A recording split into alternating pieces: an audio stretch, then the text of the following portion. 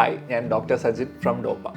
ഈ ഒരു video NEET 2026 എക്സാമിന് വേണ്ടി ഓൺലൈനായിട്ട് അല്ലെങ്കിൽ വീട്ടിലിരുന്ന് പ്രിപ്പയർ ചെയ്യുന്ന കുട്ടികളുടെ രക്ഷിതാക്കൾ അറിഞ്ഞിരിക്കേണ്ട കുറച്ച് കാര്യങ്ങൾ ഡിസ്കസ് ചെയ്യാൻ വേണ്ടിയാണ്. നീറ്റ് കോച്ചിങ്ങിന് അഡ്മിഷൻ എടുത്ത ഒരു കുട്ടിയെ സംബന്ധിച്ച് അവരുടെ ഈ വർഷത്തെ ഒരു പ്രിപ്പറേഷനിൽ അല്ലെങ്കിൽ ഈ വർഷത്തെ ഒരു തയ്യാറെടുപ്പിൽ എത്രത്തോളം വലിയൊരു പങ്ക് പേരൻസിനുണ്ട് അല്ലെങ്കിൽ എത്രത്തോളം ഇമ്പോർട്ടൻ്റ് ആണ് പേരൻസിൻ്റെ റോൾ. ഈ ഒരു ചോദ്യത്തിനുള്ള ഉത്തരം ഞാൻ എൻ്റെ ഒരു എക്സാമ്പിൾ വെച്ച് തന്നെ പറയാം. ഞാൻ +1 +2 ഒരു ഇൻ്റഗ്രേറ്റഡ് സ്കൂളിലാണ് പഠിച്ചത്.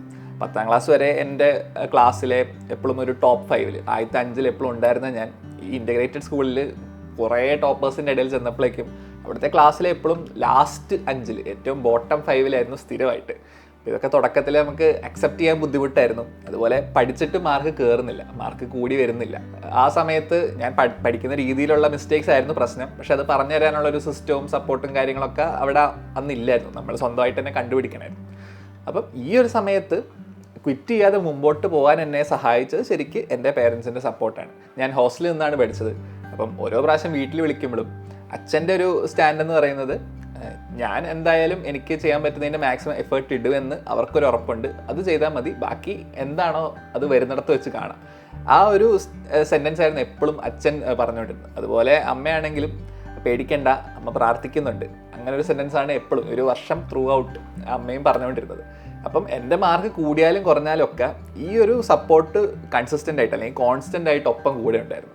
ആൻഡ് ആ ഒരു ഇൻ്റഗ്രേറ്റഡ് സ്കൂൾ ടൈമിൽ ക്വിറ്റ് ചെയ്യാതെ ഒന്ന് പഠിച്ച് മുമ്പോട്ട് പോകാൻ ശരിക്കും എന്നെ ഏറ്റവും ഹെൽപ്പ് ചെയ്തൊരു കാര്യം ഈ ഒരു സപ്പോർട്ടാണ്. സോ നീറ്റ് കോച്ചിങ്ങിൽ പേരൻസിൻ്റെ റോള് അല്ലെങ്കിൽ നിങ്ങളുടെ ഒരു ഇൻവോൾവ്മെൻ്റ് എന്നുള്ളത് വളരെ വളരെ ഇമ്പോർട്ടൻ്റ് ആണ്.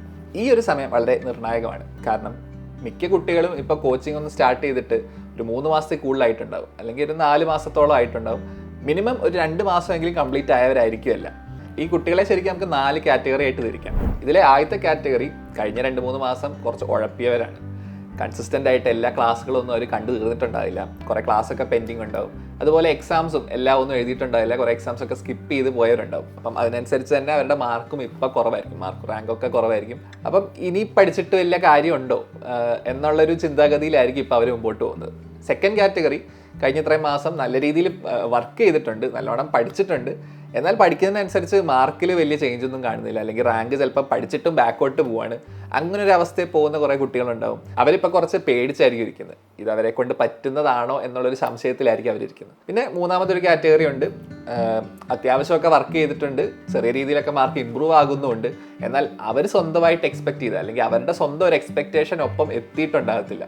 അതുകൊണ്ട് തന്നെ ഈ രീതിയിൽ പഠിച്ചു പോയാൽ നല്ലൊരു അവരെ ആഗ്രഹിക്കുന്നൊരു റിസൾട്ടിലോട്ട് എത്തുമോ എന്നുള്ള സംശയത്തിലിരിക്കുന്നവരുണ്ട്. പിന്നെ നാലാമതൊരു കാറ്റഗറി ഉണ്ട്, തുടക്കം മുതലേ തന്നെ വളരെ പെട്ടെന്ന് തന്നെ പഠിത്തത്തിൻ്റെ ഒരു ട്രാക്കിലോട്ട് കയറിയിട്ടുണ്ട്, അത്യാവശ്യം നല്ല റിസൾട്ട് റാങ്ക് ഒക്കെ ആയിട്ട് മുമ്പോട്ട് പോകുന്നവരുണ്ട്. കൂടുതലും ഈ കാറ്റഗറിയിൽ വരുന്നത് മുമ്പ് കോച്ചിങ് ചെയ്തൊക്കെ എക്സ്പീരിയൻസ് ഉള്ള അല്ലെങ്കിൽ MCQ പോലത്തെ ക്വസ്റ്റ്യൻസ് ഒക്കെ പ്രാക്ടീസ് ചെയ്ത് എക്സ്പീരിയൻസ് ഉള്ളവരാണ് ഈ ഒരു ഇനിഷ്യൽ ഫേസിലൊക്കെ നല്ല മാർക്കോടെ മുമ്പോട്ട് പോകുന്നത്. ഇങ്ങനെ പല അവസ്ഥകളിൽ കൂടെ പോകുന്ന കുട്ടികളുണ്ടാവും. അപ്പം നമ്മളിവിടെ അറിഞ്ഞിരിക്കേണ്ട കാര്യം ഇതാണ്, ഇപ്പം ടോപ്പ് റാങ്ക് കിട്ടുന്നത്, ഇപ്പം നല്ല റാങ്ക് കിട്ടിക്കൊണ്ടിരിക്കുന്ന ഒരാൾക്ക് ഫൈനൽ നീറ്റ് എക്സാമിന് നല്ല റാങ്ക് കിട്ടുമെന്ന് ഒരു ഗ്യാരണ്ടിയും നമുക്കിപ്പോൾ പറയാൻ പറ്റില്ല.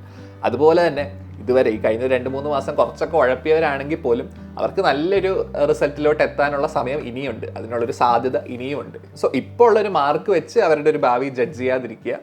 ഇനിയും ഒരുപാട് ഇമ്പ്രൂവ് ചെയ്യാൻ, ഒരുപാട് മറിയാനുള്ള സമയം കിടപ്പുണ്ട്. പക്ഷേ ഇനി മുതലുള്ള സമയം വളരെ പ്രധാനപ്പെട്ടതാണ്. ഇനി അങ്ങോട്ട് വളരെ കൺസിസ്റ്റൻ്റ് ആയിട്ട് നല്ല രീതിയിൽ ഹാർഡ് വർക്ക് ചെയ്ത് പോകുന്നവർക്ക് മാത്രമേ ഒരു നല്ല റിസൾട്ടിലോട്ട് എത്താൻ പറ്റുള്ളൂ. ഈ കൺസിസ്റ്റൻ്റ് വർക്ക് എന്ന് പറയുമ്പോഴും വെറുതെ കുറേ സമയം ഇരുന്ന് അങ്ങനെ പഠിച്ചു പോയത് കൊണ്ട് കാര്യമില്ല. ഈ കഴിഞ്ഞ 2-3 മാസത്തിനിടയിൽ ഈ കുട്ടികൾ പഠനത്തിൽ വരുത്തുന്ന മിസ്റ്റേക്സ് എന്തൊക്കെയാണെന്ന് അവർക്കിപ്പം വ്യക്തമായിട്ട് ക്ലിയർ ആയിട്ടുണ്ടാകും. എസ്പെഷ്യലി ഇവിടെ ഡോപ്പയിലെ സ്റ്റുഡൻസ് ഒക്കെ ആണെങ്കിൽ കോർഡിനേറ്റേഴ്സും മെഡിക്കോ മെൻറ്റേഴ്സും ഒക്കെ കോൺടാക്ട് ചെയ്ത് അവരുടെ പഠന രീതിയിൽ വരുത്തുന്ന മിസ്റ്റേക്സ് ഒക്കെ പറഞ്ഞു കൊടുത്തിട്ടുണ്ടാവും, കുറേയൊക്കെ സ്വന്തവും മനസ്സിലായിട്ടുണ്ടാവും. അപ്പോൾ ഈ മനസ്സിലായ തെറ്റുകൾ തിരുത്തി അത് കറക്റ്റ് ചെയ്ത് മുമ്പോട്ട് പഠിച്ചു പോയാൽ മാത്രമേ നല്ല റിസൾട്ടിലോട്ട് എത്താൻ പറ്റുള്ളൂ. ഇത് ഏറ്റവും പ്രധാനമായിട്ട് ശ്രദ്ധിക്കേണ്ടത് +1 +2 കഴിഞ്ഞ് ആദ്യമായിട്ട് കോച്ചിങ് ചെയ്യുന്നവരാണ്. കാരണം ബോർഡ് എക്സാമിന് പഠിക്കുന്ന ഒരു രീതിയിലല്ല നമ്മൾ എൻട്രൻസിന് വേണ്ടി പഠിക്കേണ്ടത്. സെയിം സിലബസ് ഒക്കെ ആണെങ്കിലും പഠിക്കുന്ന രീതിയും ക്വസ്റ്റ്യൻസിൻ്റെ രീതിയും എല്ലാം ഡിഫറെൻ്റ് ആണ്. അതുകൊണ്ട് മുമ്പ് സ്കൂളിലൊക്കെ പഠിച്ചുകൊണ്ടിരുന്ന ആ ഒരു പഠന ശൈലിയും രീതിയും മാറ്റിയിട്ട് എൻട്രൻസിന് ആവശ്യമുള്ളൊരു പഠന രീതിയിലോട്ട് മാറാനുള്ള സമയമായിട്ടുണ്ട്. ഇനിയെങ്കിലും ആ രീതിയിൽ പഠിച്ചു പോയില്ലെങ്കിലും നല്ല റിസൾട്ടിലോട്ട് എത്താൻ ബുദ്ധിമുട്ടാണ്.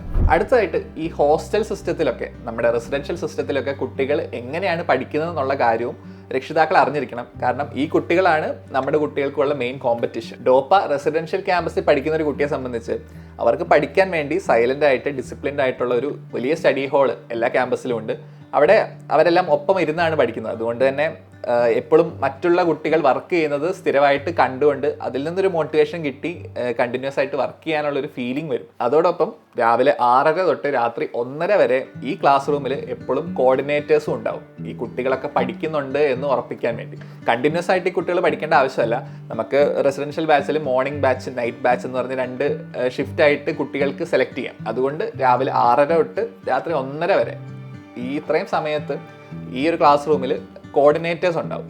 കുട്ടികൾ ഡിസിപ്ലിൻഡ് ആയിട്ട് ഇരുന്ന് പഠിക്കുന്നുണ്ടെന്ന് ഉറപ്പുവരുത്താനും അതുപോലെ അവർക്ക് ആവശ്യമുള്ള അഡ്വൈസുകളൊക്കെ കൊടുക്കാനും. ഇപ്പം മാർക്ക് കുറയുന്നതും കൂടുന്നതിനും അനുസരിച്ചൊക്കെയുള്ള അഡ്വൈസുകളൊക്കെ കോർഡിനേറ്റേഴ്സ് റെഗുലറായിട്ട് ഈ കുട്ടികളോട് കമ്മ്യൂണിക്കേറ്റ് ചെയ്യുന്നുണ്ട്. ഇതിന് പുറമെ മെഡിക്കോ മെൻറ്റേഴ്സും ഇവരെ എല്ലാ മാസവും റെഗുലറായിട്ട് വിസിറ്റ് ചെയ്യാറുണ്ട്.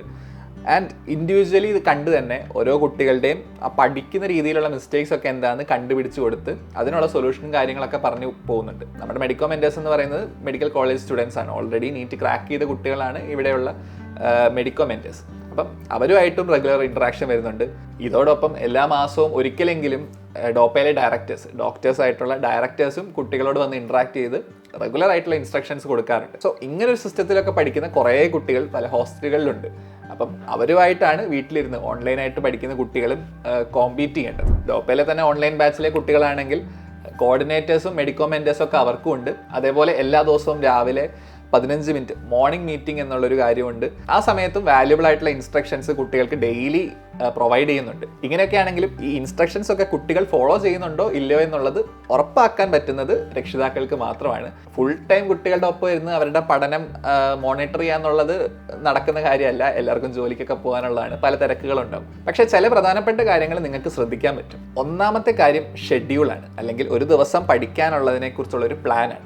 ഡോപ്പയിലെ സ്റ്റുഡൻസിന് ഓൾറെഡി ആ ഒരു ഷെഡ്യൂൾ നമ്മൾ പ്രൊവൈഡ് ചെയ്യുന്നുണ്ട്. പക്ഷേ ആ ഒരു ഷെഡ്യൂൾ ഇവർ ഫോളോ ചെയ്യുന്നുണ്ടോ എന്നുള്ളത് ജസ്റ്റ് ഒന്ന് ഉറപ്പ് വരുത്താം. സോ എല്ലാ ദിവസവും രാവിലെ തന്നെ അന്നത്തെ ഷെഡ്യൂൾ എന്താണ്, അല്ലെങ്കിൽ അന്ന് കുട്ടി ഏത് രീതിയിലാണ് പഠിക്കാൻ പോകുന്നത്, എന്തൊക്കെയാണ് പഠിക്കാൻ പോകുന്നത് എന്നുള്ള ഒരു പ്ലാൻ എന്താണെന്ന് ജസ്റ്റ് ഒന്ന് ചോദിച്ചറിഞ്ഞ് വെക്കുക. മേ ബി ഇപ്പം അങ്ങനെ ഒരു കൺസിസ്റ്റൻറ്റ് പ്ലാനോ അല്ലെങ്കിൽ ഷെഡ്യൂൾ ഒന്ന് ഫോളോ ചെയ്യാത്ത ഒരാളാണെങ്കിൽ പോലും ഇങ്ങനെ പേരൻസ് എല്ലാ ദിവസവും വന്ന് ചോദിക്കുമ്പോൾ തന്നെ അത് ആ ഒരു കാര്യം കുറച്ചുകൂടെ സീരിയസ് ആയിട്ട് എടുക്കും. കാരണം അങ്ങനെ ഒരു പ്ലാനോട് കൂടി ഓരോ ദിവസവും പഠിച്ചു പോയാൽ മാത്രമേ ശരിക്ക് നമുക്ക് എത്തേണ്ട ഒരു ലെവലിലോട്ട് എത്താൻ പറ്റും. ഇതേപോലെ നിങ്ങൾ ശ്രദ്ധിക്കേണ്ട മറ്റൊരു കാര്യമാണ്, ഓരോ ദിവസവും ഒരു വൈകുന്നേരമൊക്കെ അല്ലെങ്കിൽ രാത്രി ആകുമ്പോഴേക്കും അന്നത്തെ ദിവസം അവർ പ്രാക്ടീസ് ചെയ്ത ക്വസ്റ്റ്യൻസിൻ്റെ അല്ലെങ്കിൽ ചെയ്ത് പഠിച്ച ക്വസ്റ്റ്യൻ്റെ ബുക്ക് ഉണ്ടാവും. ഇപ്പോൾ ഫിസിക്സ് ആണെങ്കിലും കെമിസ്ട്രി ആണെങ്കിലും ന്യൂമറിക്കൽസ് ഒക്കെ ചെയ്തതിൻ്റെ സ്റ്റെപ്സിൻ്റെ ഒരു ബുക്ക് ഉണ്ടാവും. അതും എല്ലാ ദിവസവും എടുത്തൊന്ന് മറിച്ച് നോക്കുക എത്രത്തോളം അവരന്ന് ചെയ്തിട്ടുണ്ടെന്നുള്ളത്. ഞാൻ മുമ്പ് പറഞ്ഞായിരുന്നു നമ്മൾ ബോർഡ് എക്സാമും എൻട്രൻസ് എക്സാമിനുള്ള പഠനത്തിൽ വലിയ ഡിഫറൻസ് ഉണ്ടെന്ന്. ബോർഡ് എക്സാമിനൊക്കെ കുറേ സമയം തിയറി വായിച്ചാണ് നമ്മൾ കൂടുതലും പഠിക്കുന്നതെങ്കിൽ ഇവിടെ എൻട്രൻസ് എക്സാമിന് മാക്സിമം ടൈം ക്വസ്റ്റ്യൻ ചെയ്ത് ആ പഠിച്ച തിയറി അപ്ലൈ ചെയ്തുള്ള ശീലമാണ് ഉണ്ടാക്കേണ്ടത്. അപ്പോൾ ക്വസ്റ്റ്യൻ പ്രാക്ടീസ് എന്നുള്ളതാണ് ഏറ്റവും പ്രധാനപ്പെട്ട സ്റ്റെപ്പ്. അതുകൊണ്ട് തന്നെ എല്ലാ ദിവസവും കുട്ടികൾ ഈ ക്വസ്റ്റ്യൻസ് പ്രാക്ടീസ് ചെയ്യുന്നതിൻ്റെ ടൈമും എണ്ണവും ഒക്കെ ഗ്രാജുവലി കൂട്ടിക്കൊണ്ട് വരണം. ഹോസ്റ്റലിൽ നിൽക്കുന്ന കുട്ടികളുടെയൊക്കെ പ്രധാനമായിട്ടും ഈ ഒരു കാര്യമൊക്കെയാണ് നമ്മൾ കോർഡിനേറ്റേഴ്സ് ചെക്ക് ചെയ്യാറുള്ളത്. അതുകൊണ്ട് ഈ ഒരു കാര്യം എല്ലാ ദിവസവും വൈകുന്നേരം നിങ്ങൾ ജോലിയൊക്കെ കഴിഞ്ഞ് വരുമ്പം കുട്ടികൾ എത്രത്തോളം അന്ന് വർക്ക് ചെയ്തിട്ടുണ്ട് എന്നൊന്ന് റെഗുലറായിട്ട് ചെക്ക് ചെയ്യുന്നൊരു ശീലം ഉണ്ടായാലും അത് കുട്ടിക്കും ഒരു മോട്ടിവേഷനുമാണ്, അതുപോലെ ഒരു ഡിസിപ്ലിൻ ആകാൻ ഹെൽപ്പ് ചെയ്യുകയും ചെയ്യും. അടുത്ത കാര്യം ഫോൺ യൂസ് ആണ്. ഓൺലൈൻ കുട്ടികളെ സംബന്ധിച്ച് അവരുടെ ഈ ഒരു വർഷത്തെ അവരുടെ ഈ ഒരു സ്റ്റോറിയിലെ പ്രധാന വില്ലൻ എന്ന് പറയുന്നതും സ്മാർട്ട് ഫോൺ, സോഷ്യൽ മീഡിയാസ് ഒക്കെയാണ്. സോഷ്യൽ മീഡിയ ആപ്പുകളൊക്കെ അടങ്ങിയ അവരുടെ പേഴ്സണൽ ഫോൺ അടുത്ത് വെച്ച് കൺസിസ്റ്റൻ്റ് ആയിട്ട് പഠിച്ചു പോകുക എന്ന് പറയുന്നത് വളരെ ബുദ്ധിമുട്ടുള്ള കാര്യമാണ്. അത് വർക്കൗട്ട് ആകാൻ ചാൻസ് ഇല്ല. സോ ഇവരുടെ ഫോൺ യൂസിൻ്റെ കാര്യം കുറച്ച് സ്ട്രിക്റ്റ് ആയിട്ട് മോണിറ്റർ ചെയ്താൽ തന്നെ കുട്ടികൾക്ക് എഫക്റ്റീവായിട്ട് പഠിക്കുന്ന ഒരു ശീലത്തിലോട്ട് മാറാൻ പറ്റുള്ളൂ. പിന്നെ ശ്രദ്ധിക്കാനുള്ള കാര്യം, അവർ വീട്ടിലിരുന്ന് പഠിക്കുമ്പം രാവിലെ തൊട്ട് രാത്രി വരെ റൂമിൽ കുറ്റിയിട്ടിരുന്ന് പഠിക്കുകയാണെങ്കിൽ അത് പലപ്പോഴും ഉഴപ്പുന്നതിൻ്റെ ലക്ഷണമായിരിക്കും. നല്ല ആക്റ്റീവായിട്ട് പഠിക്കുന്ന ഒരാൾ ഒരു മണിക്കൂർ തല പുകച്ച് പഠിക്കുമ്പോൾ തന്നെ ശരിക്കും മടുക്കും. അത്രയും പഠിച്ച് കഴിയുമ്പോഴേക്കും ചെറിയ രീതിയിലൊക്കെ വിശക്കും, വെള്ളം കുടിക്കാൻ തോന്നും, ഒന്ന് എഴുന്നേറ്റ് നടക്കാനൊക്കെ തോന്നും. കണ്ടിന്യൂസ് ആയിട്ട് ഒറ്റ ഇരിപ്പിരിക്കുന്നവർ അല്ലെങ്കിൽ കണ്ടിന്യൂസ് ആയിട്ട് റൂമിൽ നിന്ന് പുറത്തിറങ്ങാതെ പഠിക്കുകയാണെന്ന് പറഞ്ഞിരിക്കുന്നവരൊക്കെ പഠിക്കുന്നുണ്ടെങ്കിൽ തന്നെ അത് പലപ്പോഴും എഫക്റ്റീവ് ആകുന്നുണ്ടാകില്ല. അല്ലെങ്കിൽ അവർ ഫോൺ യൂസോ വേറെ എന്തെങ്കിലുമൊക്കെ അതിൻ്റെ ഇടയിൽ നടക്കുന്നുണ്ടാവും. സോ പഠിക്കുന്ന സമയത്ത് അവർക്ക് ആ പ്രൈവസി കൊടുക്കണം. പക്ഷേ റൂമിൽ ഒറ്റയ്ക്ക് കുറ്റിയിട്ടിരുന്ന് പഠിക്കുന്നതൊക്കെ ഇൻ മോസ്റ്റ് കേസസ് അത് ഉഴപ്പുന്നതിൻ്റെ ലക്ഷണമാണ്. സോ ആ കാര്യം ഒന്ന് ശ്രദ്ധിക്കുക. ഈ രീതിയിൽ കുട്ടികളുടെ പഠനത്തെ റെഗുലറായിട്ടൊന്ന് മോണിറ്റർ ചെയ്യുക. ഈ ഒരു വർഷം അവരുടെ ഒപ്പം നിങ്ങളും ഒപ്പം കൂടെ ഉണ്ടെന്നുള്ളൊരു ഫീലിംഗ് എല്ലാ ദിവസവും അവർക്ക് കിട്ടണം. ഇങ്ങനെ കുട്ടികൾ മാക്സിമം അവരെ കൊണ്ട് ചെയ്യാൻ പറ്റുന്നതിനെ മാക്സിമം എഫേർട്ട് ഇട്ട് പഠിക്കുന്നുണ്ടെന്ന് ഉറപ്പാക്കി കഴിഞ്ഞാൽ പിന്നെ പേരൻസിൻ്റെ സൈഡിൽ നിന്ന് ചെയ്യാൻ പറ്റുന്ന കാര്യം ഞാൻ എൻ്റെ സ്റ്റോറി പറഞ്ഞ പോലെ ഒരു കോൺസ്റ്റൻ്റ് ആയിട്ടുള്ള സപ്പോർട്ട് കൊടുക്കുക എന്നുള്ള. പ്രത്യേകിച്ച് ആദ്യമായിട്ട് കോച്ചിങ് ചെയ്യുന്ന കുട്ടികളെ സംബന്ധിച്ച് അവർ എക്സ്പെക്ട് ചെയ്ത രീതിയിലൊന്നും മാർക്ക് കൂടിയിട്ടുണ്ടാവില്ല. അവർ പഠിച്ചിട്ട് മാർക്ക് കയറാത്തൊരു ഫേസിൽ കൂടി ആയിരിക്കും ഇപ്പോൾ പോകുന്നത്. അപ്പം ഈ ഒരു സമയത്ത് അവർ ക്വിറ്റ് ചെയ്യാതെ അല്ലെങ്കിൽ ആകെ മനസ്സ് മടുക്കാതെ മുമ്പോട്ട് പഠിച്ച് പോകണമെങ്കിൽ പേരൻസിൻ്റെ നല്ല രീതിയിലുള്ള സപ്പോർട്ട് അവർക്ക് ആവശ്യമുണ്ട്. +1 +2 ടൈമിലൊക്കെ കുട്ടികൾ അവരിടുന്ന എഫേർട്ടിന് പ്രൊപ്പോർഷണലായിട്ട് അതിനൊപ്പമുള്ള മാർക്കായിരിക്കും കിട്ടുന്നത്. ഇവിടെ പക്ഷേ അതിന് നേരെ തിരിച്ചൊക്കെ സംഭവിക്കാം. അതുകൊണ്ട് ഇവിടെ ഇവരുടെ മാർക്ക് റാങ്കൊക്കെ കുറയുമ്പം അത് ഉഴപ്പിയത് കൊണ്ടാകണമെന്ന് നിർബന്ധമൊന്നുമില്ല.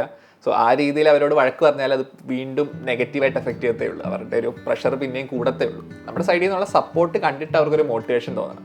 അതേപോലെ നമ്മുടെ സപ്പോർട്ട് കണ്ടിട്ട് അവർ ഉഴപ്പുന്നതിലൊക്കെ ഒരു കുറ്റബോധം തോന്നണം. ആ രീതിയിൽ പോകുന്നതാണ് ബെറ്റർ. അല്ലാതെ വഴക്ക് പറഞ്ഞ് കുറേ പണിഷ്മെൻ്റ് ഒക്കെ കൊടുത്ത് മാർക്ക് കൂട്ടാൻ ശ്രമിച്ചാൽ പലപ്പോഴും അത് അവർക്ക് ഉഴപ്പാനുള്ള മറ്റൊരു എക്സ്ക്യൂസായിട്ട് മാറാനാണ് സാധ്യത. ഈ എക്സാമിന് നല്ലോണം പഠിക്കുന്നതും ഈ എക്സാം ക്രാക്ക് ചെയ്ത് MBBS-നൊക്കെ അഡ്മിഷൻ എടുക്കുക എന്നുള്ളത് അവരുടെ ആവശ്യമാണ്, അല്ലെങ്കിൽ അവരുടെ സ്വന്തം സ്വപ്നമാണെന്നുള്ള ആ ഒരു തിരിച്ചറിവ് ഉണ്ടെങ്കിൽ മാത്രമേ കുട്ടികൾ അവരുടെ മാക്സിമം എഫേർട്ട് ഇടത്തുള്ളൂ. അതുകൊണ്ട് ആ ഒരു മെൻറ്റാലിറ്റിയിലോട്ട് കുട്ടികൾ എത്താൻ വേണ്ടിയാണ് നമ്മൾ ശ്രമിക്കേണ്ടത്. സോ ഒരു കൺക്ലൂഷനായിട്ട് എനിക്ക് പറയാനുള്ളത് ഇതാണ്: നീറ്റ് പോലൊരു എക്സാം ക്രാക്ക് ചെയ്യാൻ പോകുന്നത് ഏറ്റവും ടാലൻറ്റഡ് ആയിട്ടുള്ള അല്ലെങ്കിൽ ഏറ്റവും ബുദ്ധിശക്തിയുള്ള ഒരാളല്ല, അതേപോലെ ഏറ്റവും കൂടുതൽ സമയം പഠിച്ച ഒരാളുമല്ല. ഏറ്റവും എഫക്റ്റീവായിട്ട് കൺസിസ്റ്റൻ്റ് ആയിട്ട് ഹാർഡ് വർക്ക് ചെയ്ത് പോകുന്ന കുട്ടികൾക്കാണ് നീറ്റൊക്കെ ക്രാക്ക് ചെയ്യാൻ പറ്റുന്നത്. ഇങ്ങനെ വർക്ക് ചെയ്ത് പോകാൻ പേരൻസിൻ്റെ സപ്പോർട്ട് ഒരു വളരെ വലിയ ഫാക്ടറാണ്. ഈ ഒരു എക്സാം എന്താണെന്നും ഇതിന് പഠിക്കുന്നത് ഏത് രീതിയിലാണെന്നും എത്രത്തോളം ഇതിൽ ബുദ്ധിമുട്ടുകളുണ്ടെന്നൊക്കെ നമ്മളും പേരൻസിൻ്റെ സൈഡിൽ നിന്ന് മനസ്സിലാക്കി അതനുസരിച്ചുള്ള സപ്പോർട്ട് കുട്ടികൾക്ക് കൊടുത്ത് പോകേണ്ട ആവശ്യമുണ്ട്. ഓൺലൈൻ സ്റ്റുഡൻസിനെ സംബന്ധിച്ച് ഇനിയുള്ള മാസങ്ങളിലൊക്കെ ഒരു ഒറ്റപ്പെടലൊക്കെ ഫീൽ ചെയ്യാനുള്ള ചാൻസ് വളരെ കൂടുതലാണ്. അതുകൊണ്ട് തന്നെ അവർ ഒറ്റയ്ക്കല്ല. ഈ ഒരു ജേർണിയിൽ നിങ്ങളും കൂടെ ഉണ്ട്, പേരൻസും കൂടെ ഉണ്ട് എന്നുള്ള ആ ഒരു ഫീലിംഗ് കിട്ടിക്കഴിഞ്ഞാൽ തന്നെ അവർ കുറേയും കൂടെ വർക്ക് ചെയ്യും. സോ അതിനുവേണ്ടി മാക്സിമം ശ്രമിക്കുക. ഞാൻ ഈ വീഡിയോയിൽ ഉദ്ദേശിച്ച കാര്യങ്ങളൊക്കെ കുറച്ചെങ്കിലും മനസ്സിലായി എന്ന് വിശ്വസിക്കുന്നു. നമുക്ക് അടുത്തൊരു വീഡിയോയിൽ കാണാം.